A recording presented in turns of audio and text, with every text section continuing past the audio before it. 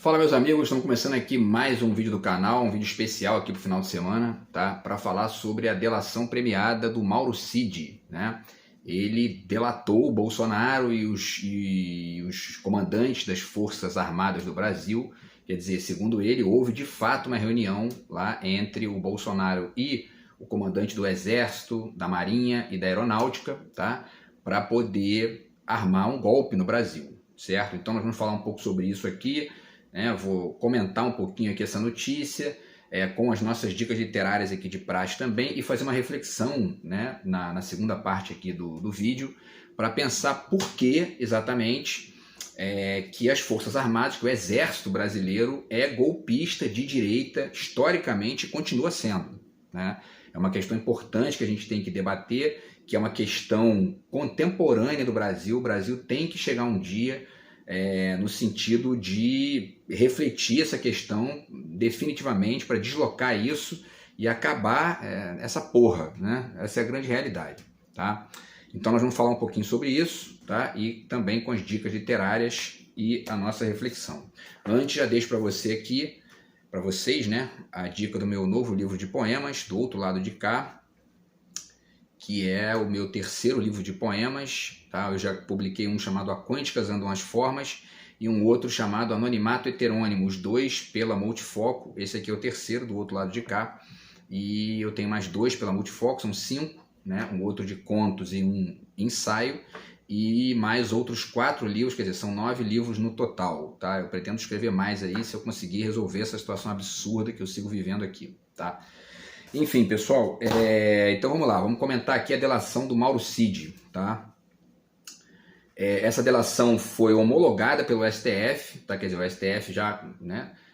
O que significa isso, né? O STF já oficializou que foi uma delação válida, que não é aquele tipo de delação do juiz Moro, né? Que foi tudo uma farsa, tá? Então, enfim, foi homologado pelo STF e tudo mais. E ele delatou o Bolsonaro e disse que houve uma reunião no dia 24 de novembro de 2022, tá, no Palácio do Alvorada, do Bolsonaro com os comandantes militares do Exército, da Marinha e da Aeronáutica, tá, para fazer uma sugestão de golpe. E detalhe, nesse dia aqui, 24 de novembro, já tinha acontecido a eleição, né?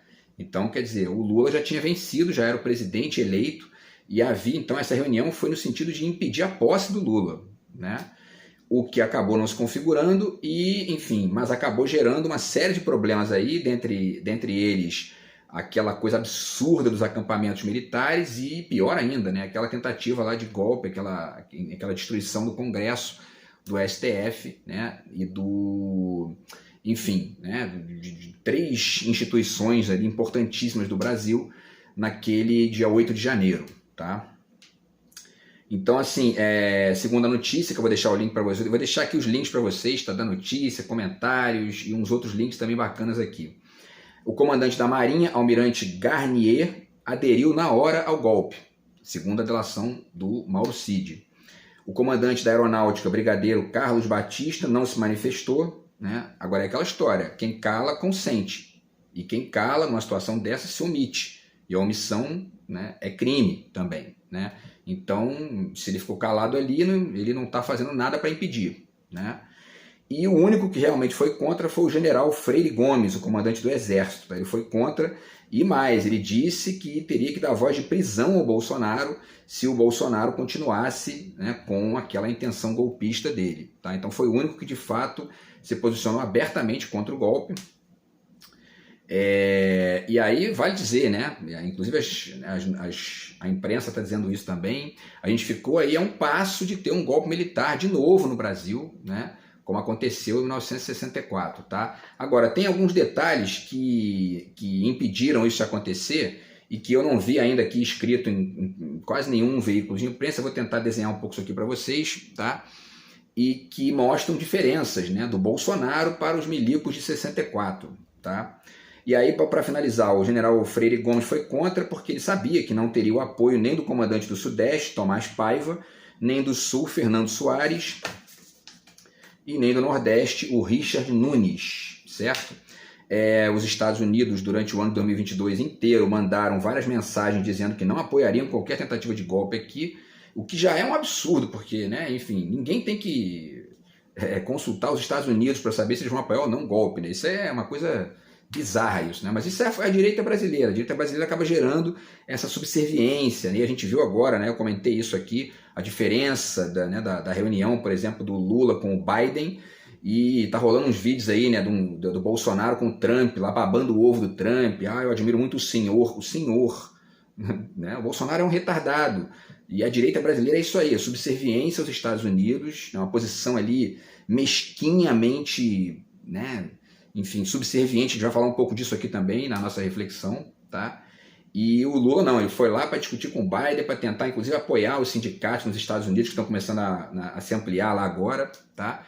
Então, quer dizer, é uma postura radicalmente diferente, enfim, e aí isso acaba ficando até bizarro, ficar tendo que consultar os Estados Unidos para ver se vai ter golpe ou não aqui, né?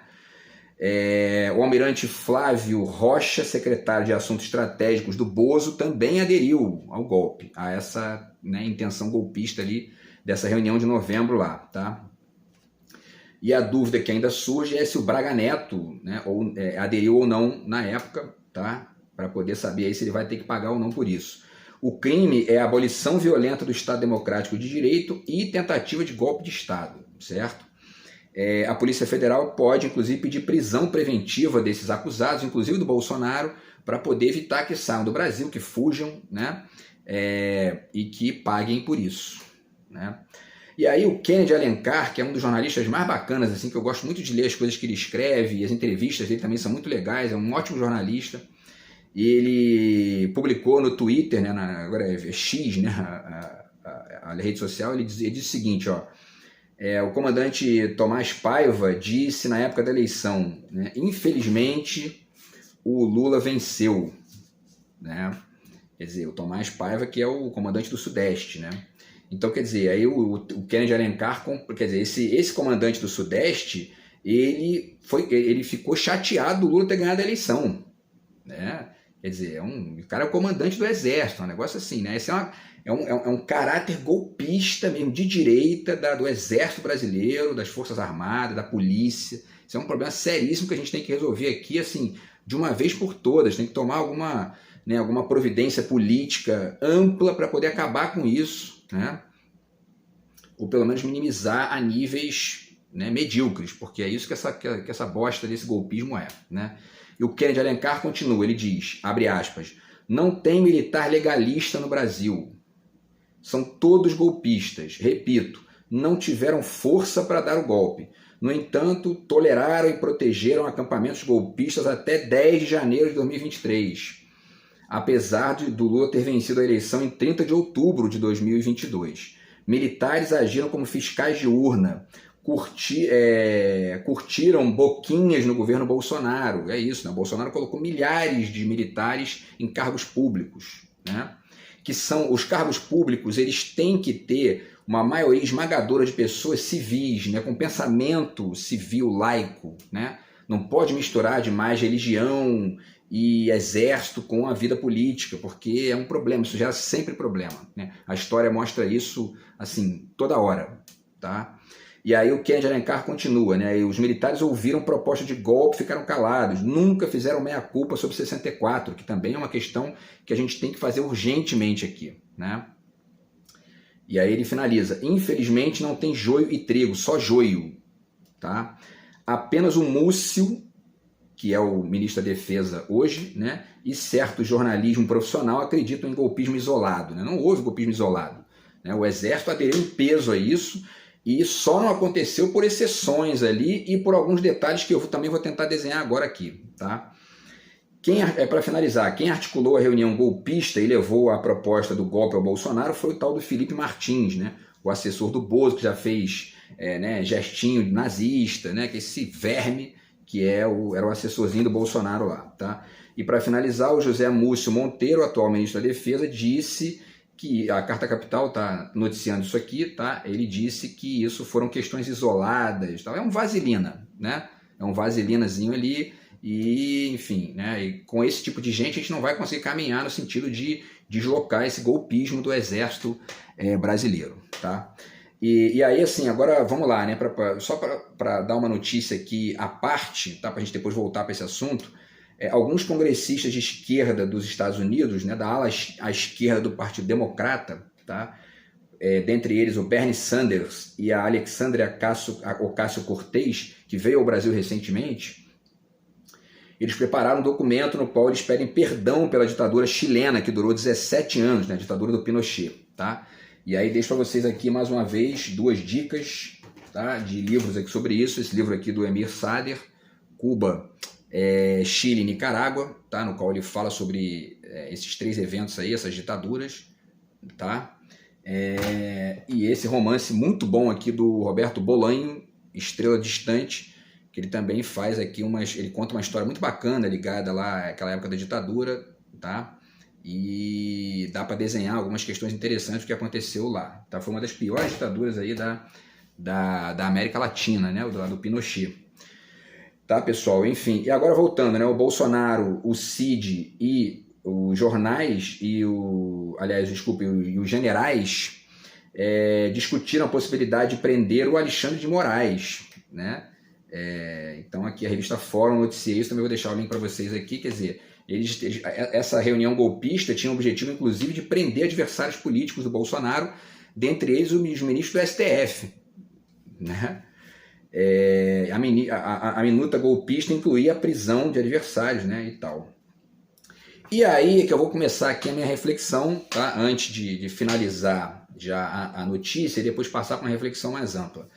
Por que o Bolsonaro não deu golpe no Brasil? Não foi só por causa da falta de interesse do general, né? Ainda que o outro lá tenha, né, o da Marinha tenha acatado, o outro ficou calado, o general disse não, mas não foi por isso que o Bolsonaro não deu golpe militar, tá? Por que o Bolsonaro não deu golpe militar no Brasil? O Bolsonaro não deu golpe militar no Brasil porque para acontecer um golpe militar do Brasil, a direita toda tem que estar articulada em direção ao golpe. Isso implica a Igreja Católica, implica o STF e implica a grande mídia, certo? E também, de certa forma, o empresariado de maneira geral.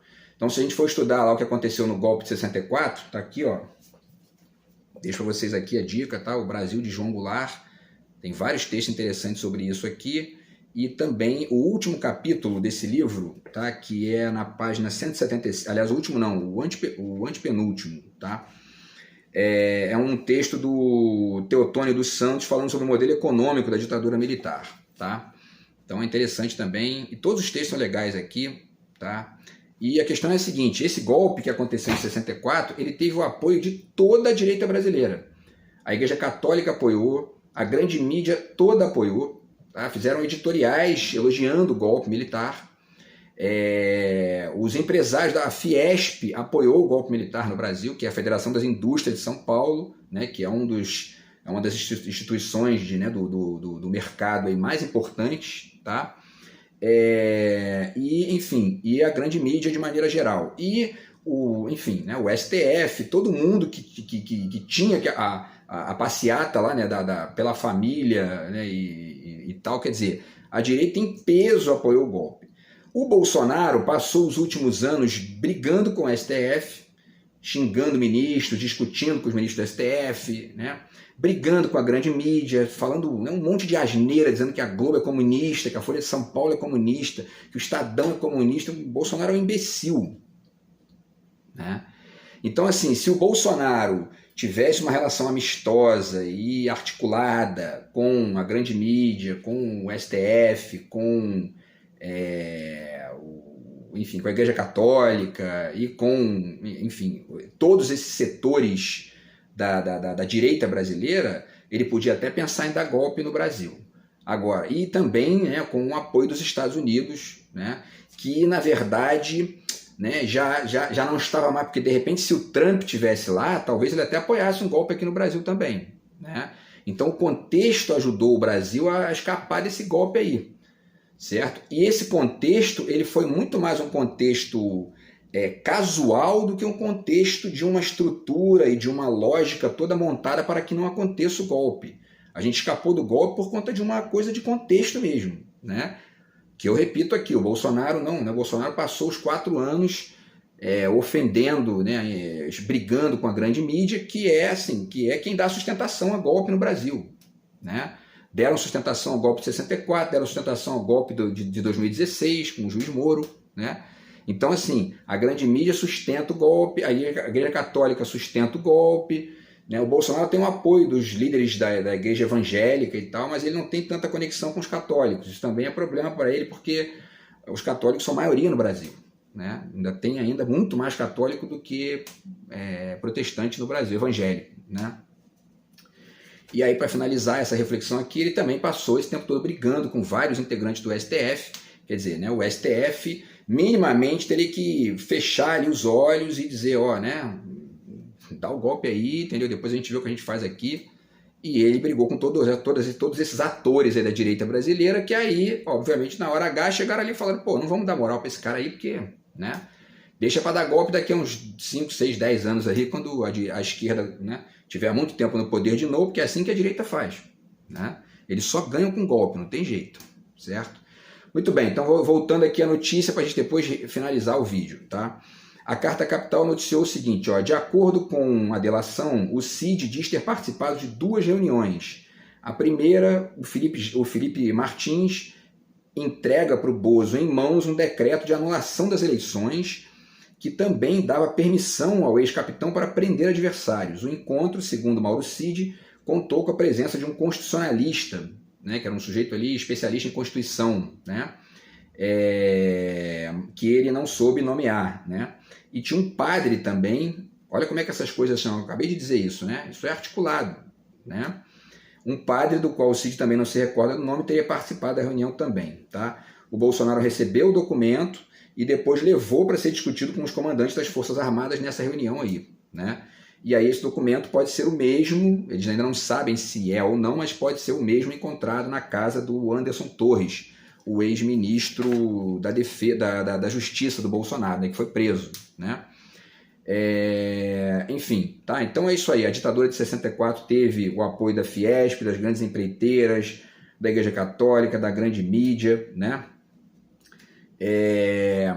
E aí, pessoal, eu leio para vocês aqui um trechinho rápido de uma crônica do Darcy Ribeiro, tá? Para a gente tentar responder por que a direita brasileira, porque o exército brasileiro é golpista de direita, assim, na sua essência. Vamos tentar responder. Antes eu leio aqui esse trecho rápido do Darcy, tá? Que está nesse livro de crônicas, está na página 21, tá?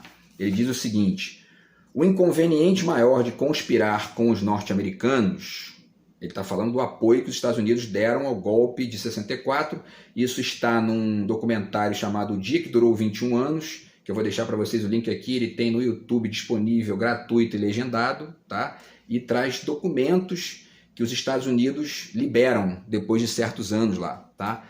Então o Darcy diz o seguinte aqui, o inconveniente maior de conspirar com os norte-americanos é que, passados 20 anos, eles abrem seus arquivos e contam tudo, né?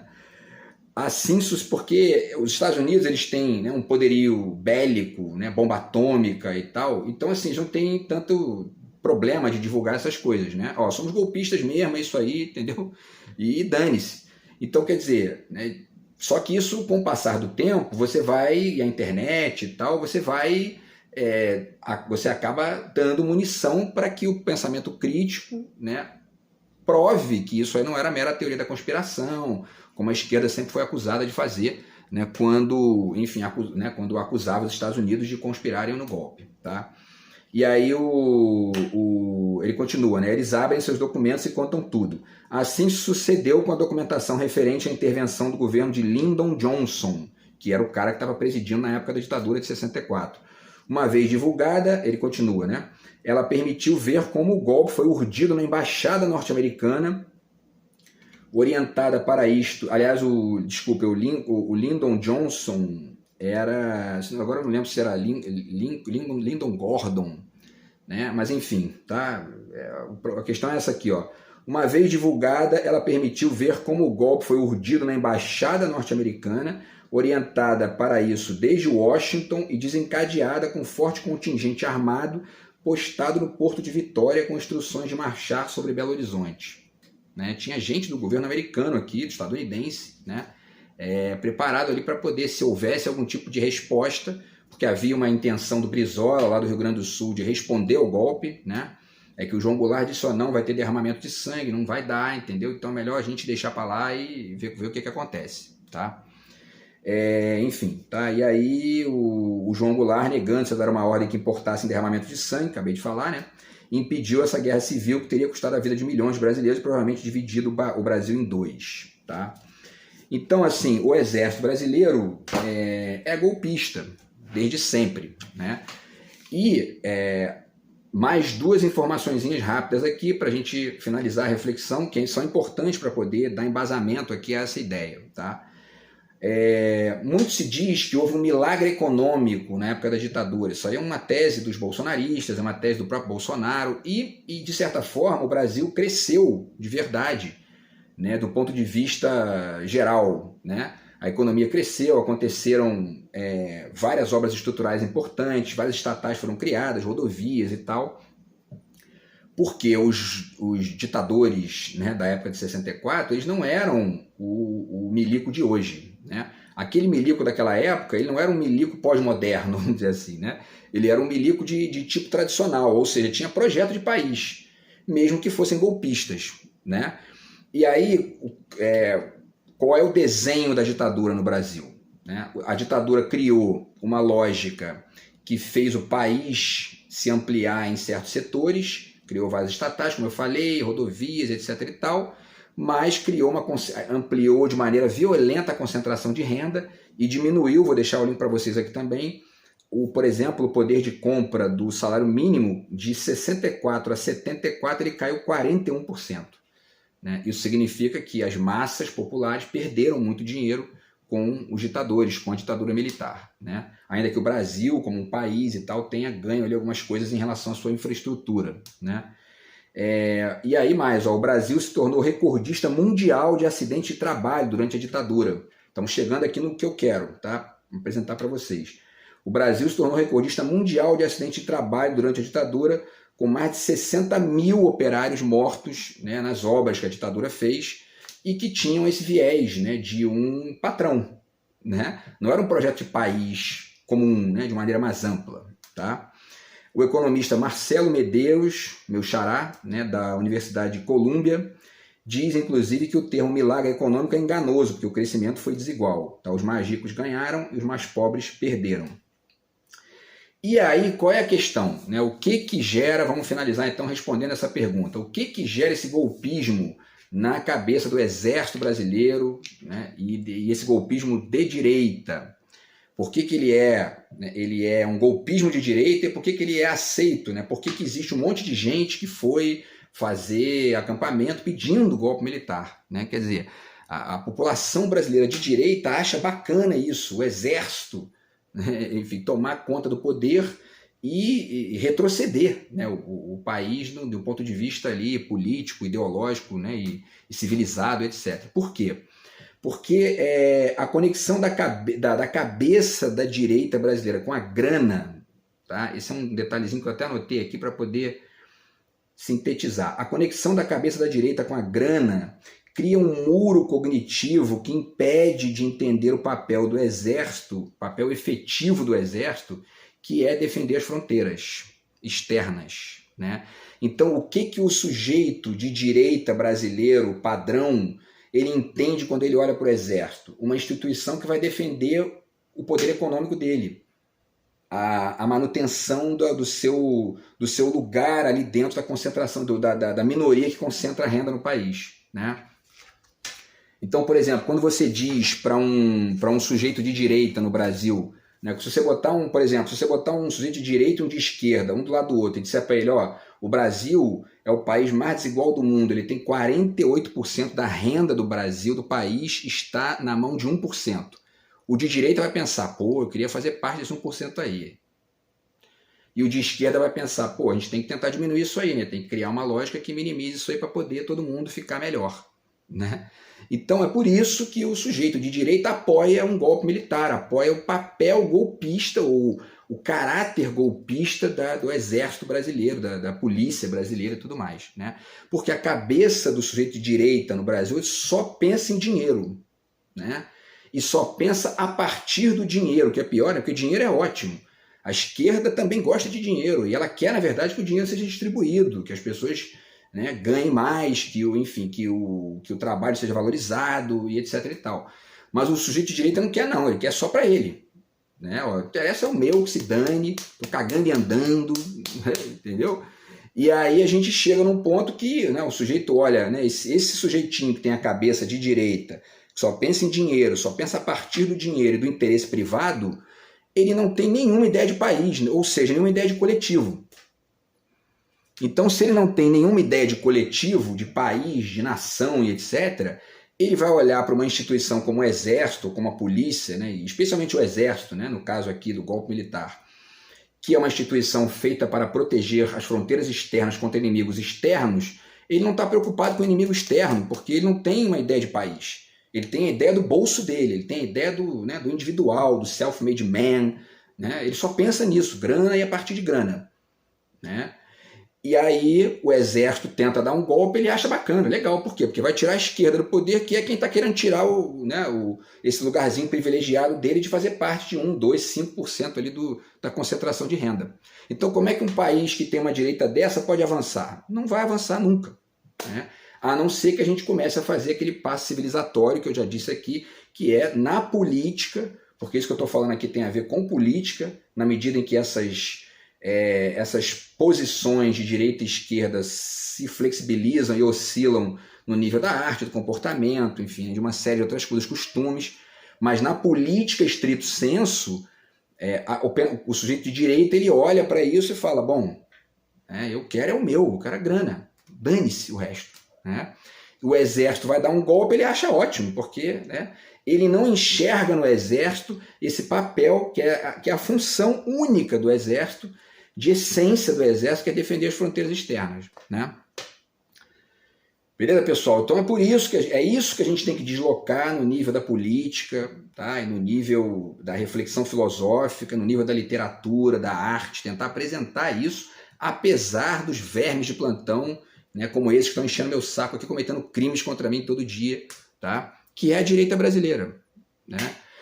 Eles sabem, né, como eles só pensam no individual, eles não têm uma cabeça que entende a necessidade, por exemplo, de respeitar o espaço do outro. Né? É óbvio que eu estou falando, eu não estou generalizando, eu conheço muita gente de direita que é bacana e convivi bem com eles com a minha vida inteira. Né? Os únicos que me deram problema foram esses vermes que estão enchendo meu saco aqui nos últimos anos, cometendo crime contra mim todo dia. Porém, apesar, né, de muita gente ser bacana, gente boa,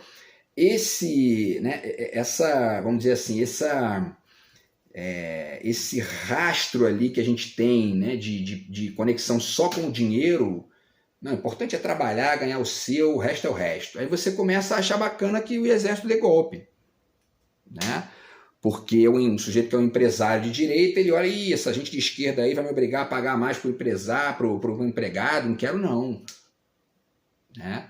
Então, enfim, e de maneira geral, de resto aqui, acabam ou querendo dar golpe, como foram esses aí, o próprio Bolsonaro, que é o pior tipo desse que eu estou narrando aqui, né? Ou então, minimamente, apoiam ou fingem que não está acontecendo nada, porque não vai afetar em nada, etc. E o país acaba caindo numa ditadura de novo. E aí, para finalizar, vale também apontar o fato de que 99% das ditaduras que acontecem no mundo ocidental e mesmo ali no Oriente Médio e tal, são ditaduras de direita, quase todas. A única ditadura de esquerda que existe no mundo hoje é a Coreia do Norte. O resto não tem mais. Todas as outras ditaduras são de direita. Então há que se pensar aí o porquê que isso acontece e o porquê que esse risco ainda persiste aqui no Brasil, para a gente poder deslocar isso filosoficamente, reflexivamente, artisticamente. Beleza, pessoal? Então é isso, a gente se fala no próximo vídeo do canal. Grande abraço aí, tamo junto. Fui.